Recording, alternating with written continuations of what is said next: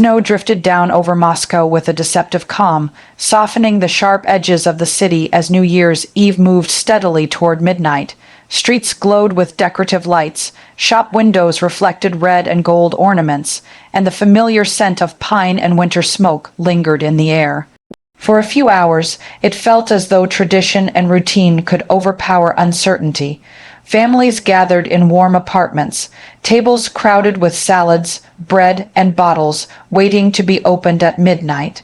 Television screens showed smiling presenters counting down the final hours of the year, repeating messages of resilience, unity, and confidence in the future. Then, just before the city fully surrendered to celebration, the calm fractured. A sudden, heavy sound rolled across the outskirts of Moscow, too deep to be mistaken for fireworks, too sharp to be ignored. Windows rattled in several districts, and a brief flicker of darkness swallowed entire neighborhoods as power grids stuttered and failed. Elevators stopped between floors, traffic lights blinked out, and the hum of the city stumbled into an uneasy silence before emergency generators kicked in. Sirens followed soon after, slicing through the cold air and replacing festive music with a sense of alarm. Phones lit up across the city almost instantly. Videos appeared online showing distant flashes against the dark sky, grainy and unsteady, accompanied by anxious voices asking what had happened. In some clips, people laughed nervously, trying to convince themselves it was nothing more than a loud industrial accident. In others, fear was unmistakable.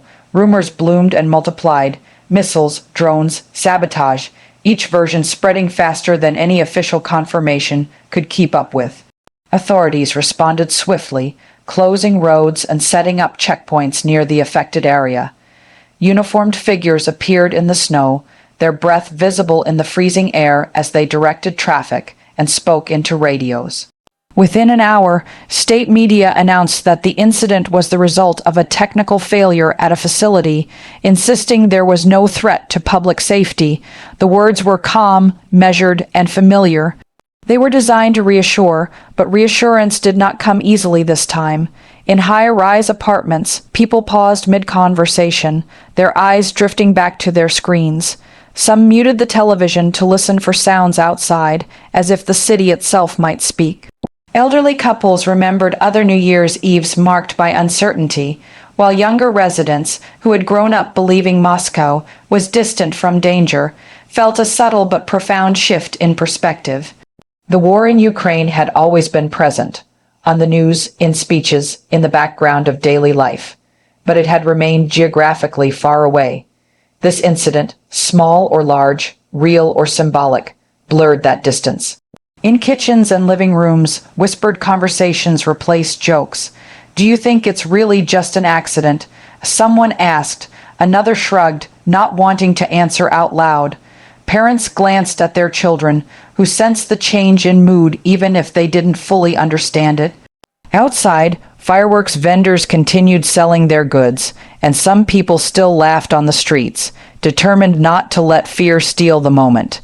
Yet the laughter sounded forced, as though it were performing a duty rather than expressing joy. As midnight approached, the city tried to return to its script. The Kremlin clock began its familiar countdown on television. Glasses were filled, wishes were silently formed, and doors were opened briefly to let the old year out. Fireworks exploded above Moscow, bright and loud, painting the sky with color. For a moment, it was almost possible to believe that the earlier shock had been swallowed by celebration, but even the fireworks felt different. Each boom echoed with a memory of the earlier blast, making people flinch before reminding themselves it was intentional, controlled, festive. The contrast was unsettling. Celebration and disruption now shared the same soundscape, blending into something ambiguous. Cheers erupted as the clock struck midnight, yet many voices lacked conviction. The new year had arrived, but it carried an uninvited guest, doubt. In the hours that followed, as parties thinned and streets grew quieter, the incident refused to fade. Analysts on independent platforms discussed its possible meanings, carefully choosing words to avoid speculation, while clearly implying that Moscow's sense of invulnerability had been shaken. Even if the damage was limited, even if the cause was exactly what officials claimed, the psychological effect was undeniable. The capital of a global power had felt a sudden jolt of uncertainty on the most symbolic night of the year. By early morning, snow covered the marks of emergency vehicles and blocked roads, erasing visible evidence of the disruption. Life resumed its winter rhythm. Cafes opened, buses ran, and the city moved forward as it always did. Yet beneath the routine, something had shifted. The incident had planted a quiet awareness that could not be easily removed. The war shaping headlines and front lines elsewhere was capable of casting a shadow here too. The new year began not with clarity or resolution, but with a lingering question hanging over Moscow's frozen streets: how close the distant conflict truly was, and what the coming months might bring now that the illusion of distance had been disturbed. Morning in Kyiv arrived under a pale winter sky, the kind that flattened color and made the city seem suspended between night and day. Snow lay in uneven patches along the sidewalks, pressed down by boots and tires, while the Dnipro moved slowly beneath thin sheets of ice. The new year had come quietly here, without fireworks grand enough to erase the constant awareness of war. When news of the Moscow incident began circulating in the early hours, it did not spark celebration or shock. Instead, it produced something more restrained and complex: attention. In offices, apartments, and underground shelters, people scrolled through updates with practiced focus. The reports were fragmented official denials, unofficial videos, cautious analysis, but the significance was immediately understood. For Ukrainians who had lived with air raid sirens, blackouts, and sudden explosions for years, the idea that uncertainty had brushed the edges of Moscow felt less like revenge and more like a shift in balance. The war, long described by Russian officials as distant and controlled, had revealed a crack in its narrative. Television studios filled with analysts and former officials, their tone careful but deliberate. They spoke less about the physical details of the incident and more about its meaning. Even a brief disruption in Moscow carried psychological weight, they explained. Power in modern warfare was not only about territory gained or lost, but about perception, about who felt safe and who did not. For Ukraine, whose cities had endured relentless pressure, the knowledge that the conflict could unsettle the Russian capital suggested that no side could fully insulate itself from consequences. In government buildings, the reaction was quieter still. Officials avoided triumphalist language, aware that open celebration would only reinforce Russian claims of provocation. Instead, the focus turned to diplomacy. The incident was cited in conversations with international partners as evidence that the war remained volatile and unpredictable. Ukraine's message was consistent. As long as the conflict continued, instability would not respect borders or narratives.